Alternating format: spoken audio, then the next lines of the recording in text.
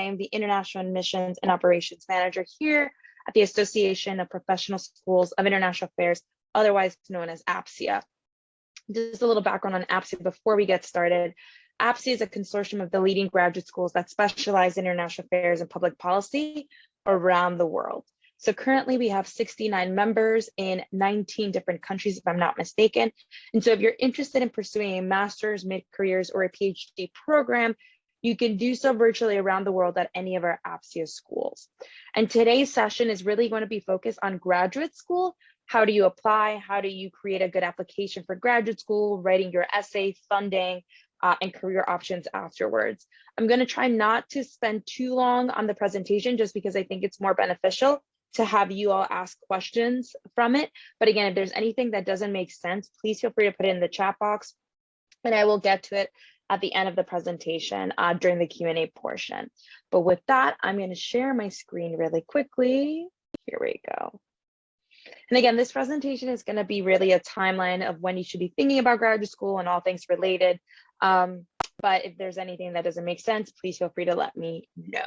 And with that, I will start.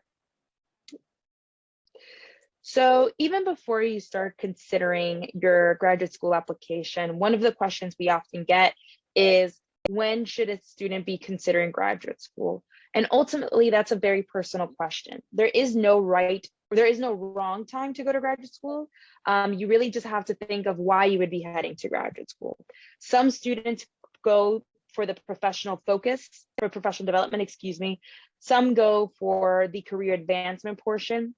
Some go because of the salary increase that comes with a graduate school degree.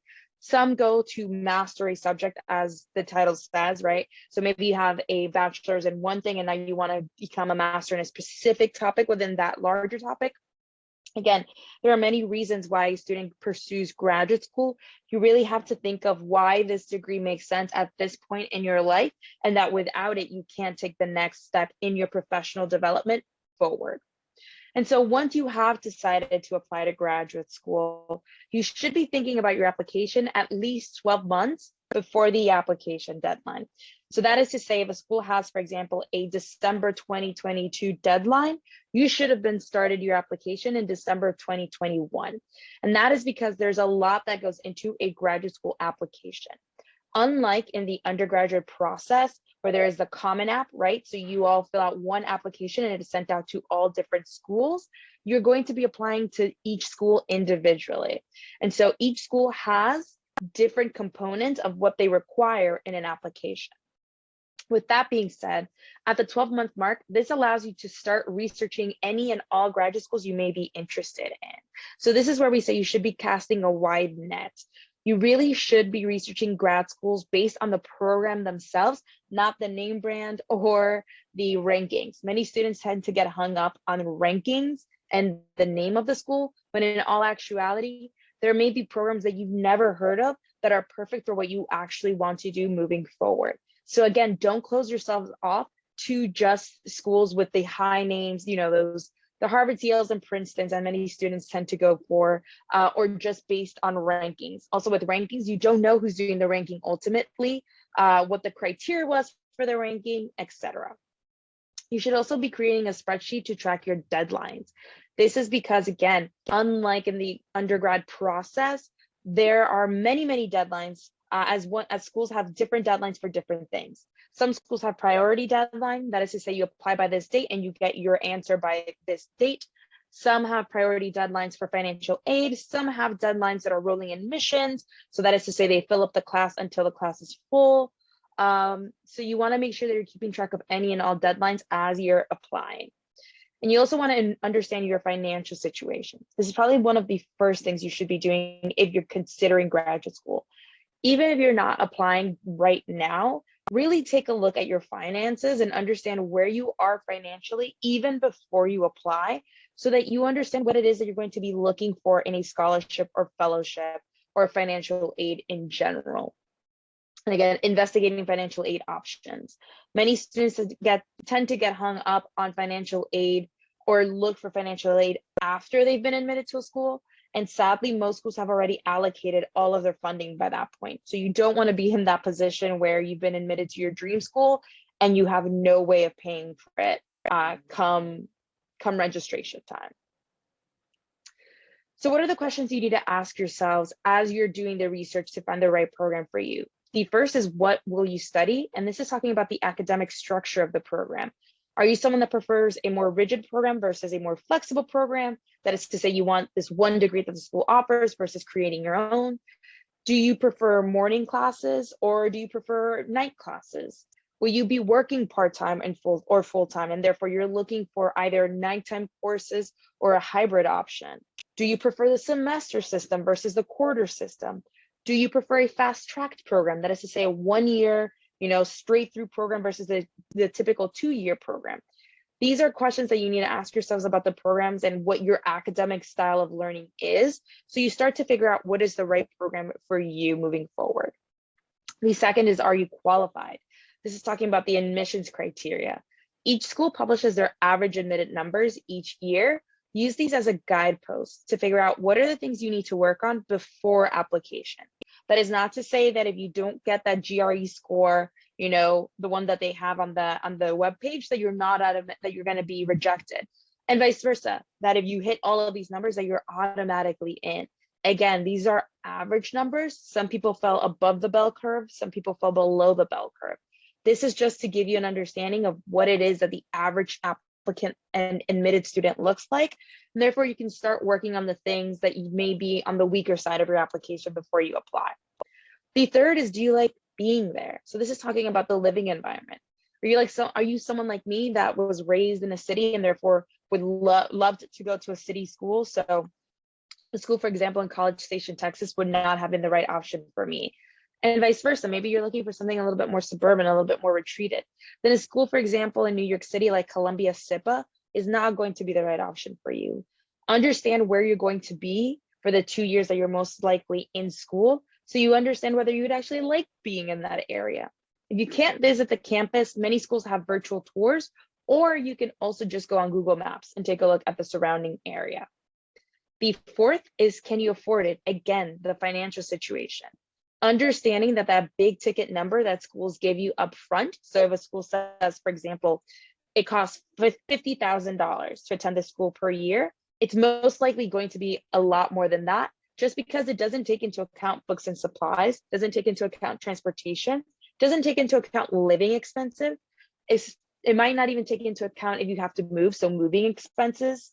If you have a family that you have to upkeep, family expenses. Again, there's going to be a lot that goes into that number. So you want to understand where you exactly stand financially, so you can start looking for financial aid options as early as possible, so you're not paying out of pocket, or that you're not surprised by the bill come first semester and you see that big number there, that you owe. And the last is, what comes next? And this is another one of these points that I'm going to be coming back to throughout the presentation, right? What is the professional fit of it all? How does this degree fit into your professional development moving forward? And what it is that you realistically want to get out of this graduate school program? If you have no idea, which is completely okay, take a look at the alumni of the programs that you're researching, right? See what they're doing and where they are at. Many people love to talk about themselves, so it's great to connect with alumni and figure out, ask them, how did you get into this program? How did you figure out what you wanted to do afterwards? How did you get the position that you're currently in, et cetera? To, again, get you a little bit more closer to what the professional fit of this degree specifically is in your professional development. So you've done a little bit of research now, right? You've started to really focus on a couple of programs that you still don't know what is the right program for you. Well, this is the time when you should be seeking admissions counselors, right? And you should be asking them questions past those that are available on the website. So don't ask them when their deadline is. Don't ask them, do you offer financial aid? Because these are all things you can find on the website. This is the time when you should be making those personal connections with admissions counselors and asking them a little bit more concrete and a little bit more targeted questions. So one of the questions we often give as a pro tip is asking them what the priorities of the admissions committee is. Many of the admissions counselors that you connect with will be the people reading your application. So they will be on the admissions committee. So what better connection to make than the people who are actually going to be reading your application come application season? And you can ask them, right, to connect you with current students so that you can get a better idea of what it's like to be on campus. Again, more targeted questions and making those one-on-one connections. So by the time that the application does cross their desk, they have a face to the application and they feel a little bit more invested in this application. You want to be completing prerequisite courses and skills. Again, if you're not necessarily applying to graduate school now, it's still great to take a look at what some of the prereqs may be for some of the schools you may ultimately be interested in so that you can knock them out as early as possible. Identifying any weaknesses in your application, again, looking back at the admitted numbers and seeing what the average applicant looks like. Taking any standardized test scores if needed, such as the GRE or the GMAT, and you're beginning to gather application materials. And what does the standard application for graduate school look like? I can't stress enough that all schools will vary, but be prepared to provide the following at the very least: an application form and an application fee. Yes, it does cost money to apply to schools. There is no one price for all schools. All schools have a different price for what their application costs. However, many do offer application fee waivers.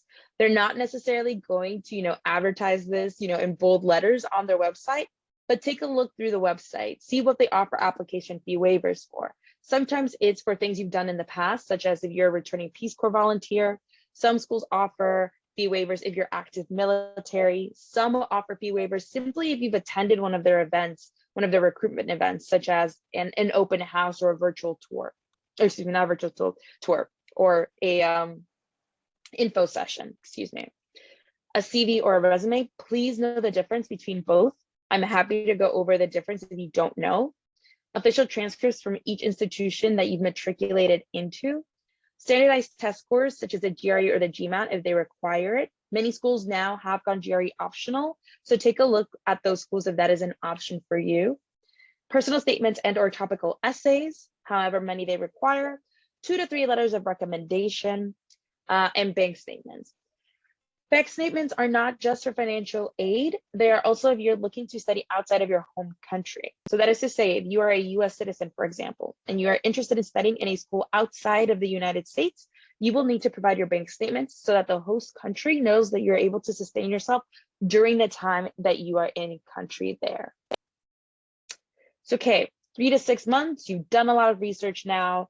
You've started to compile your application materials, and now you're starting to figure out what are the right schools for you. You're finalizing your list of desired programs at this moment.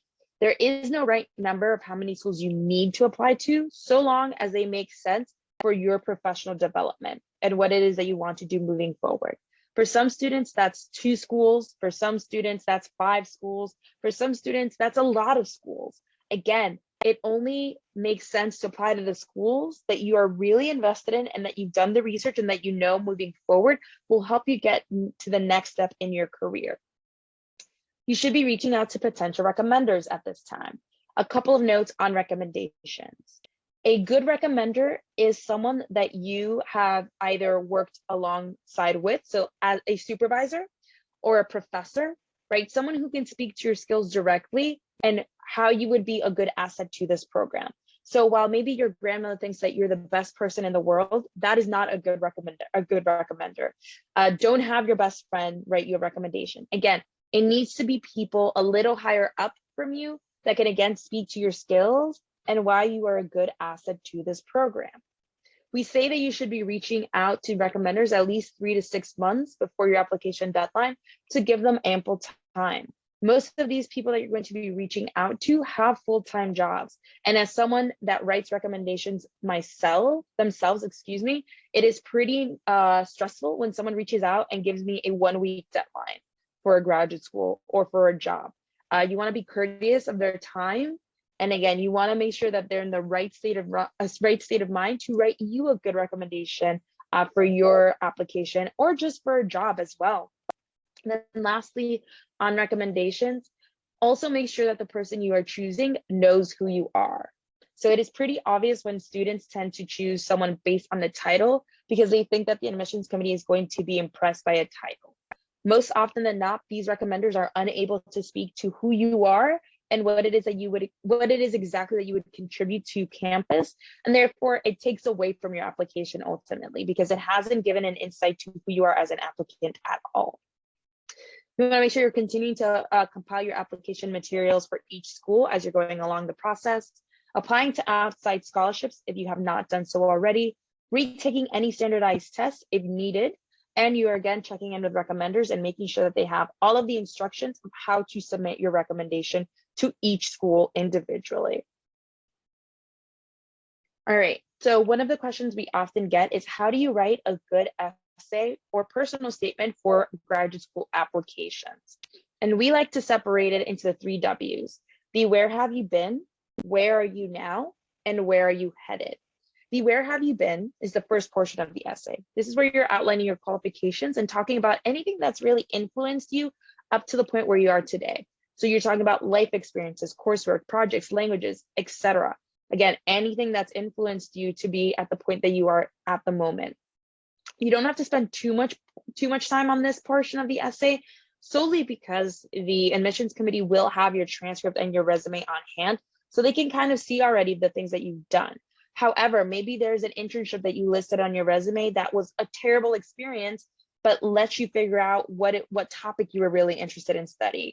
Or maybe there's a job listed on your resume, again, that you loved and has now you want to build upon those skills, and now you're heading to graduate school because of that. Again, this is the first portion of the essay, which should lead you to the where are you now portion. This is where you're starting to convey your passion. You're explaining what it is that you want to study and why does this topic excite you, and ultimately what motivates you to go to graduate school at this point in your life. Not 2 years ago when a professor recommended it, not because the job market sucks and you have nothing else to do, but again, what is it about where you are currently in your life that graduate school seems like the logical next step in your professional development?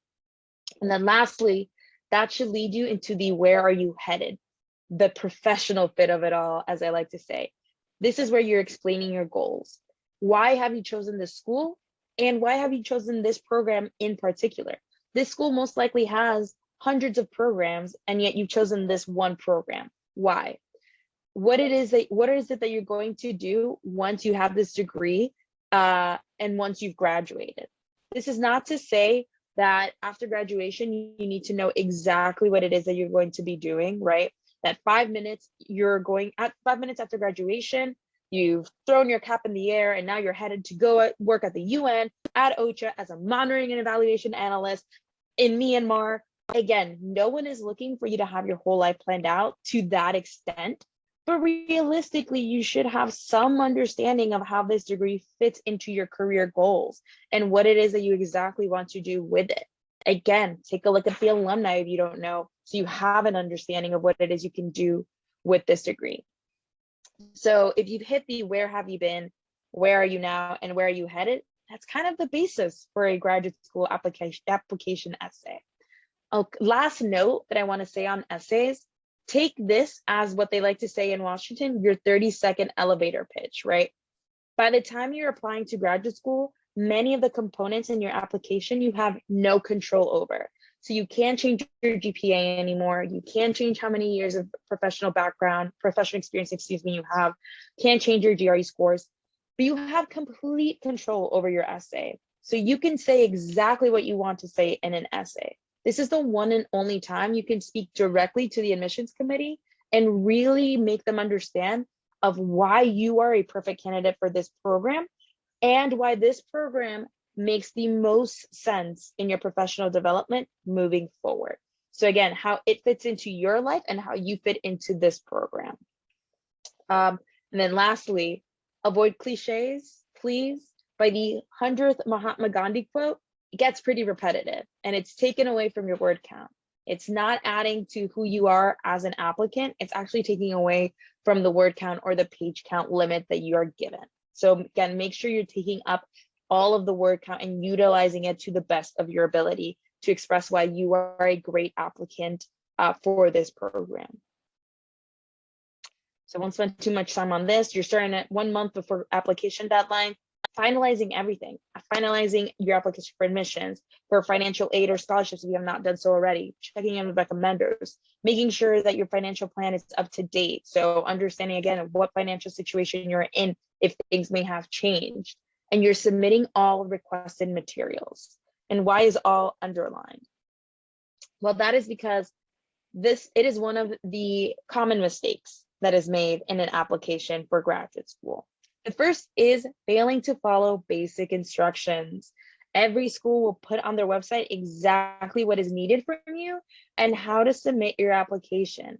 Please make sure you're following these instructions to the T. If they've asked for three recommendations, provide 3 recommendations. Don't just provide 4 because you don't know which recommendation they'll choose to read. And don't provide 2 because then your application is incomplete. And some schools may not necessarily let you know that your application is incomplete. They might just not read your application at all. The second is making foolish mistakes. This is really comes down to the essay portion a lot of the times. Make sure you're reading your essays several times over and that you have a second party reading it as well. I promise you by the 100th time that you read this application essay over, you're still missing some grammatical errors that you've made. Lastly, make sure that you are submitting the correct essay to the correct school. So you're most likely going to be applying to schools that have similar names. It's a pretty hard sell if you're, example, applying to the George Washington University, why you should be admitted if you've submitted your essay as to why you should be admitted to Georgetown University or why you should be admitted to Georgia Tech University. It happens every year. It has happened this year already. It happened last year, and it will continue to happen. This is not going to be something new in the admissions process, but you want to make sure that you're not part of that category of people who submits the wrong essay to the wrong school. And then lastly, this is one of the harder mistakes to take into account, and it's just not conducting an honest self-assessment of your skills, experiences, and interests, right? So you want to make sure that you're discerning exactly what it is that you want to master and that you're disclosing any issues or gaps straightforwardly to the admissions committee. Most applications have a box at the end that says, is there anything else you want to say or that you want to let us know? This is the time to do so. Make sure you're taking advantage of it and, stating anything that you think may be perceived as an issue or gap there. If you have no idea how to do so in a professional manner, reach out to an admissions counselor. This is why we say you should be making these connections with admissions counselors, because they will most likely have seen this issue in the past and are best able on how to guide you on how to explain this issue or gap. You want to make sure you're avoiding over apologizing or oversharing. You want to show instead, have you grown from this particular issue or gap during the application? So after the deadline, sadly, your work is still not done. You've submitted, great. You still need to confirm everything's been received. You want to thank your recommenders because they did a very nice thing, took time out of their day to write you a recommendation, updating your financial plan as things go along, and you're continuing to learn about programs because some programs do change even after applications close, right? Maybe they've added a new class that you need to take. Maybe they've consolidated a program. Again, you want to make sure you're staying up to date. So by the time that you do receive that admission letter, and hopefully you've been admitted to all of your dream schools, you're able to best choose what is the right school for you by the time that you need to enroll. So what is it that they are exactly looking for in an applicant? Even before you start thinking about your application, what do schools actually look for in applicants? The first 2 are fairly straightforward: aptitude for study and a chance of success in the program. That's why they ask for your transcripts. They want to see how you've done academically in the past. You're ultimately applying to a school, so they want to see how you've done in school previously. But they also want to see experiences and perspectives that will help others succeed. So this is to say that admissions committees are building a holistic class. They are building a class with people from different walks of life that have different experiences and different perspectives. They don't want everyone to have the same thoughts, the same ideas, the same degree ultimately, because that would make for a really boring class. So again, maybe you have an alternative path into this degree or into this topic that you're looking to study. Great, lean into that. They are looking for students like that. And then lastly, Again, a clear sense of professional direction, that you have an understanding of what it is you want to do with this graduate degree after you've graduated, that you're not just going to graduate school because you don't know what to do with your life. And so you might as well go to graduate school. No, they really want to have an understanding. And I know I'm beating a dead horse at this point throughout the presentation, but it is a critical component of the application. What do you want to do with this degree? How does this degree fit into your life and to your professional degree, into your professional development after graduation? That is an extremely important part in your application. All right, the paying for school. This is one of those topics that we always get questions about. And I may breeze through this, but again, happy to go in depth in a bit. But graduate school is expensive. I'm not someone to sugarcoat it, especially here in the United States. But that is not to say that there are many ways to pay for graduate school that are not out of pocket. Again, most of the problems with financial aid and with finding money to pay for graduate school is that students end up doing the research extremely late. They do their research after they've been admitted. And by then, much of the financial aid, fellowships, and scholarships that these students would have qualified for have already been allocated. I am someone that is guilty of this, so I can speak from experience. So what are ways for you to start paying for graduate school that are not necessarily out of pocket? The first is applying to financial aid and understanding the two different ways that financial aid is allocated. It is allocated through merit and need-based aid. Please know the difference. Some schools offer both. Some schools will only offer you one, and some schools, rarely, but they do happen, they may not offer either of these. So understand what the difference between both of them are as you're looking through their financial aid websites. Research and teaching assistant positions. This is where you get a tuition remission, so a portion of your tuition is covered, and you do exactly as the title states. You are a research or a teaching assistant for a professor. This is mainly seen throughout the PhD track. Some schools do offer it for their master's students, but again, this is mainly seen for those applying to a PhD. There's assistance provided by the Central University of Programs. That is to say, you're most likely going to be applying to a school within a larger system. So sometimes there is money at the larger university. So this is, again, where that connection with the admissions counselor really comes into play. You can say always, you know, this is my dream school, but the amount of money I'm not getting necessarily is enough to cover. Is there some bit of money I can apply to at the central level? The worst they can say is no, but at least you tried. You can also work for the university. That is where you take a part-time or full-time position at the university, and the school pays for either a portion or all of your graduate studies during the time that you are studying at that university specifically. And the four that I just mentioned are internal ways, so they are directly tied to the school itself, but there are also external sources of funding. So there are grants and loans. Please know the difference. Grants you don't have to pay back. Loans you sadly do. I wish it wasn't that way, but it is. And there are also scholarships. And so how do you start doing your research for scholarships? Again, many students tend to think that there's this one all-knowing knowledge-based website that has all of the graduate school fellowships.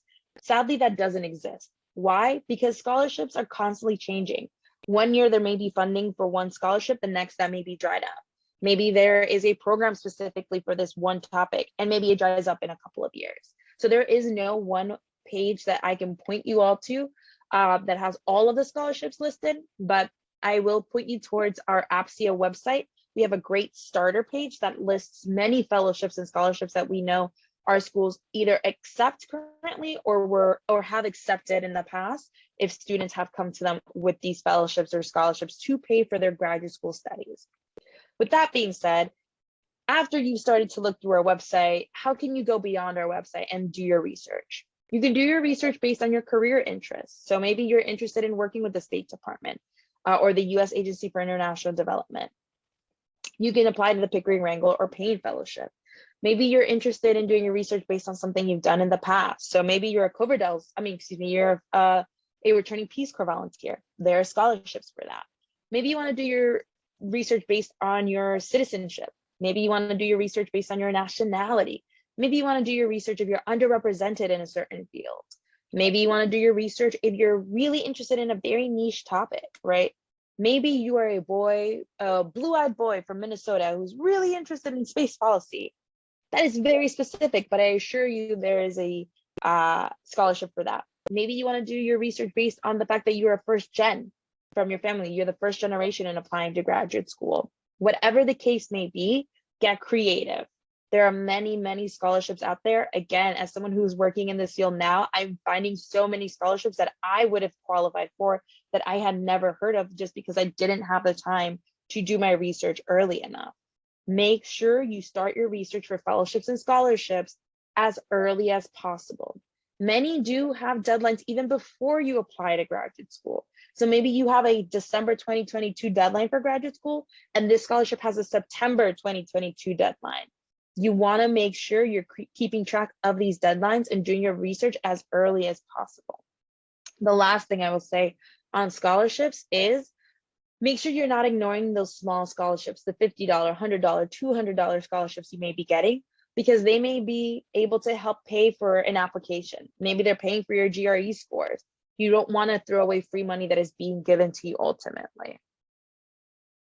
So I won't last too long on this slide, solely because there is no one track for a career in international affairs. That is a very personal question and something that I like to speak to students directly. But with that being said, an international affairs graduate school degree really opens many, many doors. It is not just diplomacy or the foreign service, as many students tend to think it is. You can do development and conflict resolution with a degree like that. You can do business without an MBA. You can do law without having to get a law degree. You can work in security and intelligence.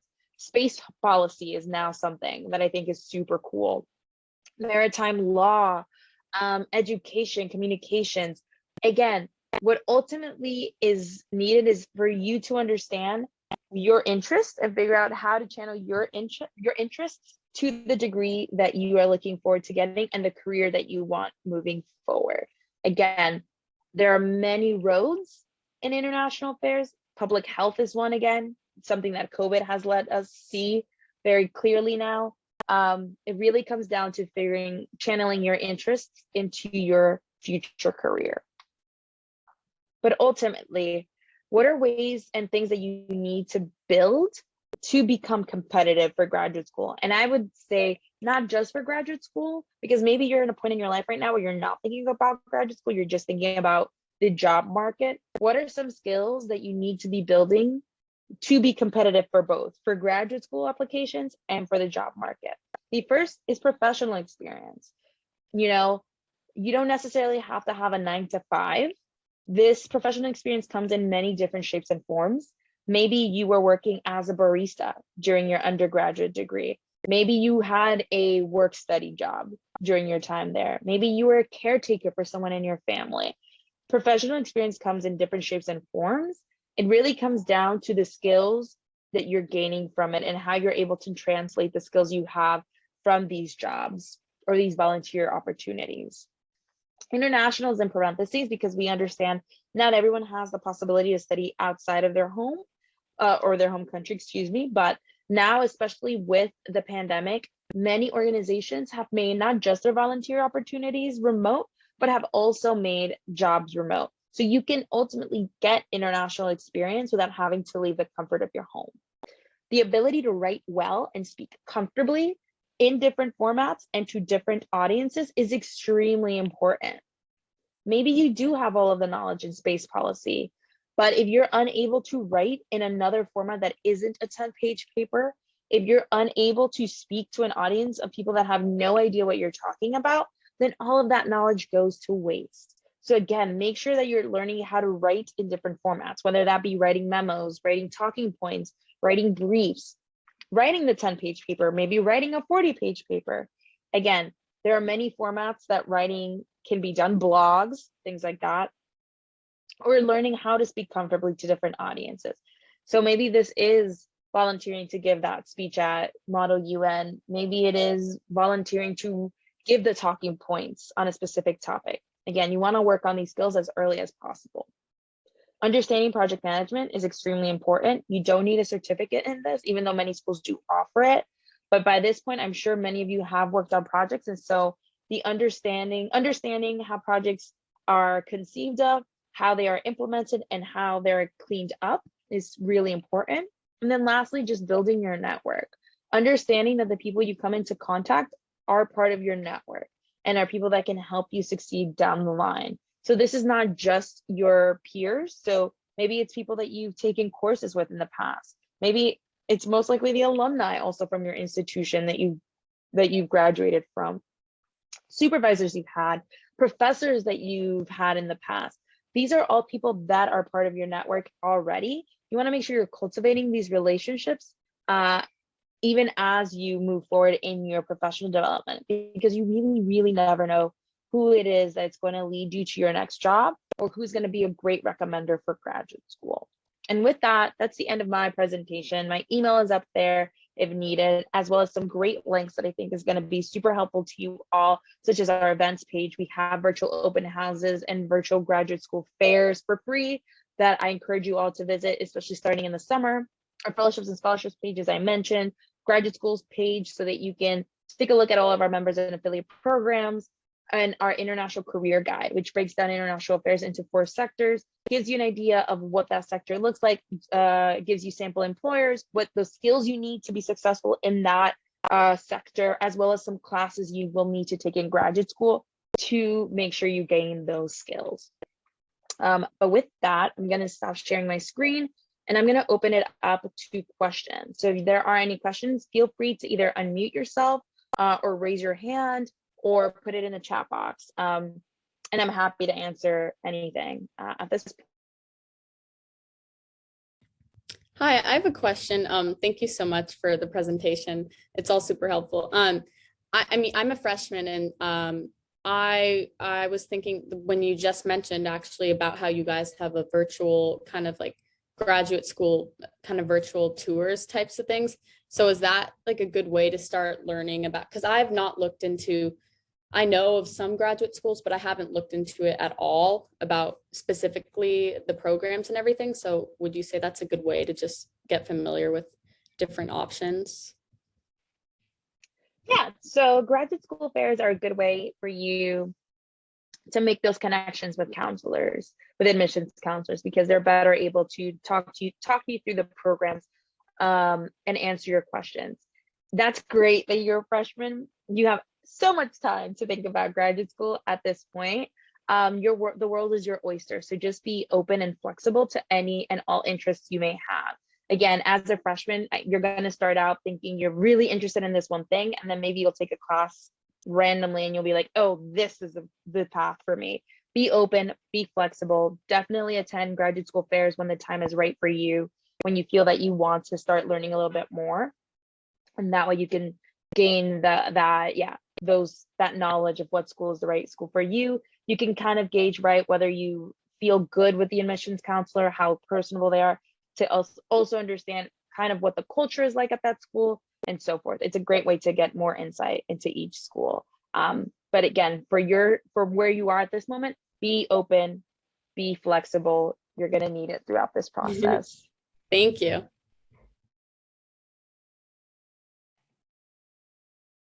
Okay, have another question. What do I consider the major benefits of going to graduate school in this field? Great question. Why should a student be considering graduate school in international affairs? Well, as you all can tell after COVID especially, it is pretty evident how interconnected we all are, right? We all tend to think we're in these silos and that in your community, there's only one thing can affect your community, when ultimately you are affected by everyone in the world at some point, right? An international affairs degree makes you, first of all, shows that you're able to think in a global mindset, which is something that employers are constantly looking for. Again, the idea that you're not just thinking in a siloed way. It also gives you the ability to learn communication skills and cross-cultural communication skills, right? That's another thing that is extremely important for employers. Again, maybe you have all the like I like to say, all the knowledge in space policy. If you're unable to talk to someone in a different culture, excuse me, and be unable to understand why they would be thinking in this way, why they have a different mindset as you, then you are unable to ultimately be of use to that employer, right? You're unable to close the deal. You're unable to get that contract. You're unable to get that project running. These are skills that are learned in an international affairs degree, whether it is an undergrad or graduate school. I am someone that did both. I have an international affairs degree in undergrad, and now a master's degree more specific to the field I'm interested in. But these are skills that are not necessarily learned in other fields. Also, I mean, it is a very, how do I explain it? Depending on what you ultimately do, you can earn a lot of money. Most people always go for the money, right? So maybe the private sector is an interest for you. Having these skills in a sector like the private sector, whether it is a more technical job, whether it is, more financial, again, you have the skills, global mindset, able to communicate cross-culturally, even being able to communicate across different departments at your job. These are things that you are given, or excuse me, you are afforded an international affairs degree. I can go into more nitty gritty of the international affairs degree aspect of it if you're interested, but those are the first couple of things off the top of my head and why it should be of interest to you. Ultimately, I will go back to the point I just made earlier. We're all interconnected. So as much as you would love to stay within your one silo, COVID-19 made it very evident that you are not necessarily siloed. We are all affected by different topics daily, as soon as you wake up to the point where you fall asleep. So what better degree to have than something showing I understand that, I am an advocate of it.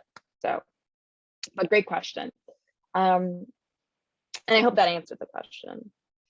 Any other questions? Please don't be shy. I know I'm good at my job, but I'm not that good where I've covered everything and anything graduate school. So do not be afraid. You can ask me about my experience at graduate school. You can ask me about, there's so much that you can ask me about GREs and optional portion of it, COVID-19 implications. Again, this is your time to ask away. I'm happy to answer anything. Hi. Thank you so much again for your presentation. It was really informative. I am actually a junior, so I feel really late in the game compared to y'all, but I do have a compiled Google sheet of a bunch of different grad and law school programs since I'm still undecided about what I want to pursue after undergrad. But I think something that's been really challenging for me is being able to manage my time to start on applications themselves, just because every week I'm this is the week I'm going to start. And then I end up oh, I have this exam, I have this paper, extracurriculars. How did you manage your time during junior or senior year, getting those apps in on time and started early enough? Yeah, great question. So you're not late in the game. Please do not feel that way, especially as you move into your senior year. You're going to feel that you're always behind and that you need to have your whole life planned out. So that's the first thing I will tell you. You are not behind. There is no right time for graduate school. Graduate school will always be there. With that being said, it is never too late to start thinking about graduate school. And the earlier you do, the earlier you're able to start putting those components together slowly but surely. So maybe this is a great time to start studying for the GREs, right? Because you are still in school and you have that knowledge still within you. So it would be pretty difficult. And I can say it from experience as well, as someone who started doing GRE prep after they graduated their undergrad, it gets even more hectic because now you have a full-time job. And so it is even more difficult than it is in school to prep for these things. So if you're thinking about graduate school and you're a junior, start taking a couple of practice GRE tests so that you see where you are, so that you start figuring out what it is that you exactly have to work on. Do it little by little, all right? Break up the application process in chunks, because that will help you start planning the things out. And you also don't know if you're interested in going to graduate school soon after undergrad. We often recommend that students take at least a year off between your undergrad and graduate school. Why? Because this gives you time to get professional experience and gives you an insight into what you actually want to study.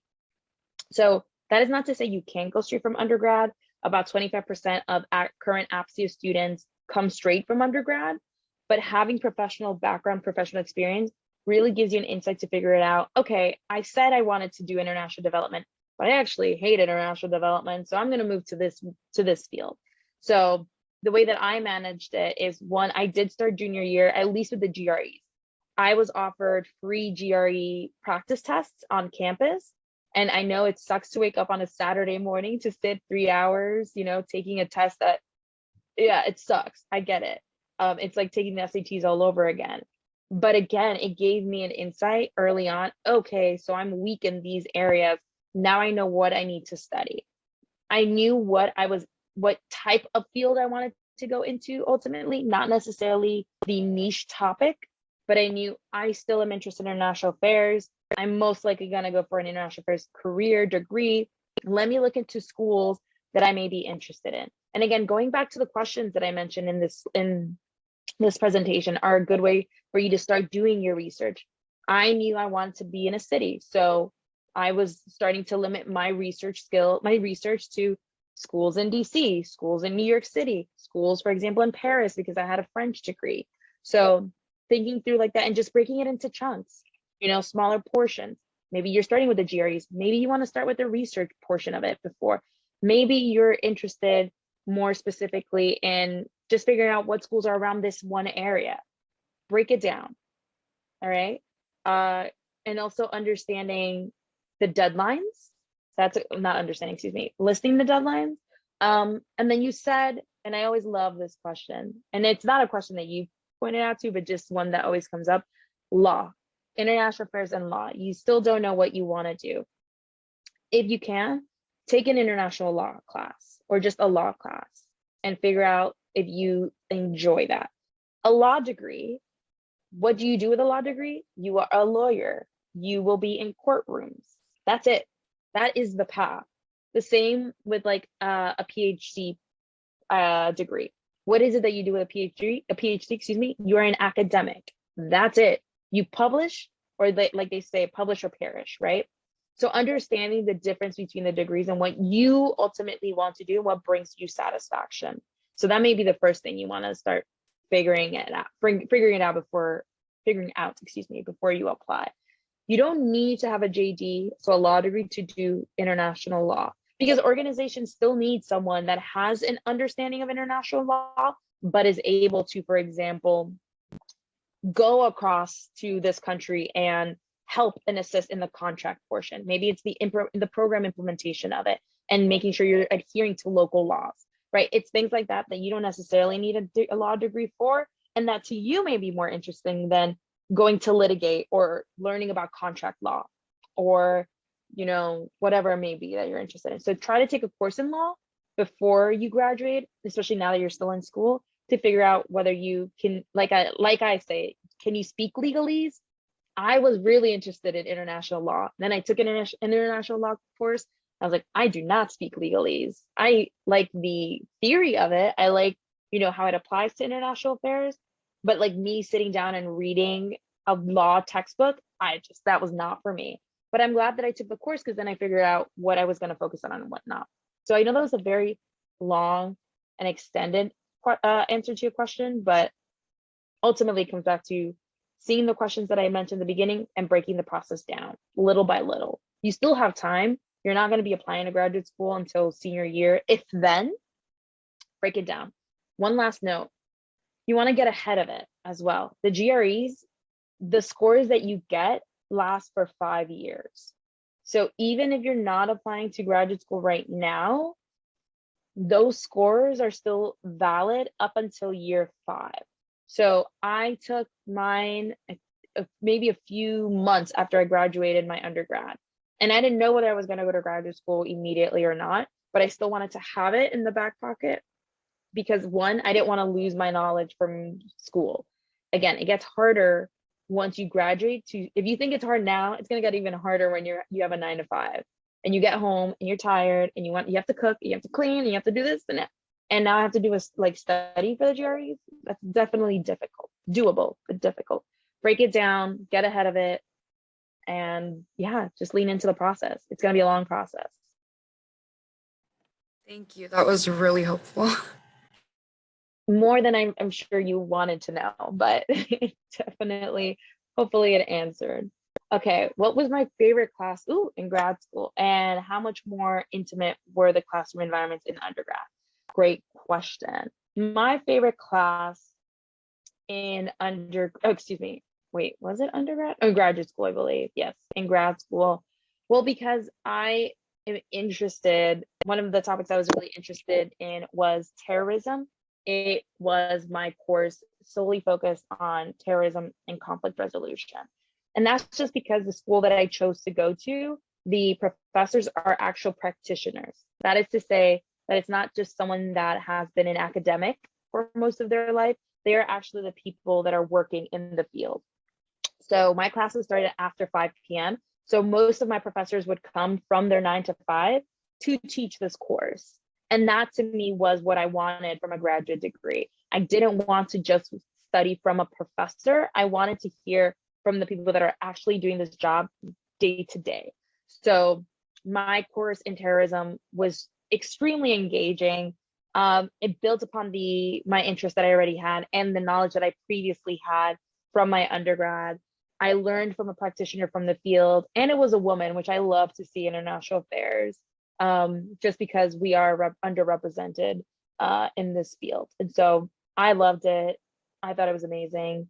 And then let me see if and how much more intimate is the classroom? They're smaller, right? Not everyone is going to grad school versus an undergrad. Your undergrad courses are going to be a lot bigger, but they will get smaller as you progress in your undergraduate degree, because you're going to now get a major. And so the people that are solely in that major are going to be taking those courses, but they get even smaller in graduate school. Again, it also depends on what school you end up going to. Some schools are bigger than others. There may be cohorts in graduate school where there are only 30 people that year that are admitted. Some cohorts are a little bigger where there's 100 students that are admitted for that class. Depends on the school, depends on what environment you feel better served by, what you're looking for out of graduate school. I went to a medium-sized school, so I think my class was about 90 for the graduating class, if I'm not mistaken, but that was just what I like. And the most that I had in a class of the specific degree that I wanted, I think was maybe 20 students in a class. And that was a big class, right? That's like in a larger course. Usually you'll be in a course that's like 15, 20 about. And then where did I attend school? Graduate school. And what did I study there? Yeah, of course, I don't mind answering any questions. Please feel free to continue. We have a couple more minutes left. I'm happy to go in depth. I went to the George Washington University Elliott School of International Affairs, and I did my degree in security policy studies with a concentration in conflict resolution and intelligence. So that was my interest. That's what I really wanted to focus on. I will say again, this is where I'm speaking from someone who didn't do what I'm preaching. I didn't do enough research at the beginning when I was applying. And so I first applied, or was going to apply, to the general master's program of international affairs. And as I started to do my research more and more, closer to the deadline, I figured I actually have a lot of these skills already that I'm being asked to take in this major. So I'm going to be looking for something a little bit more tailored, a little bit more niche than just a general international affairs degree, because again, I have an international affairs undergrad degree. So it would be foolish for me to get a degree in the same thing, because I'm not building on my skills or resume. I'm only underscoring them. So then I looked for what other programs were available at GW, and SPS was one of those, security policy studies. Again, a little bit more targeted to my interests. And they built upon these skills that I had in international affairs prior, but a little more targeted to the field that I was really, really striving to get into. So then I figured, okay, I'm going to be afforded, this network of people that are already working in this field. I'm going to be working and studying alongside the people that are working directly in this field. Great, that's how I build my network. So again, these are questions that went into my process of thinking and things that will be helpful for your process as well. So yeah, that's ultimately where I went. And I didn't graduate too long ago, so please don't think that I'm like a fossil, that I'm old. I graduated in 2018, right? Again, I did take a year in between my studies, and it was helpful because again, you're going to believe that you have this one interest, and until you work in that field or you volunteer or have some experience, you truly don't know what is the field for you. And I say that for you freshmen that are on the call, be open and flexible. And I say that for those that are later in their game, in the junior, senior year. You're going to leave thinking you have this mindset of where your path is headed. You don't know what your career looks like moving forward all of the time. It only makes sense looking back. Be open to opportunities as they come. Maybe it's not the job that you wanted, but it's something that gets your foot in the door in this field, right? That's what happened with me.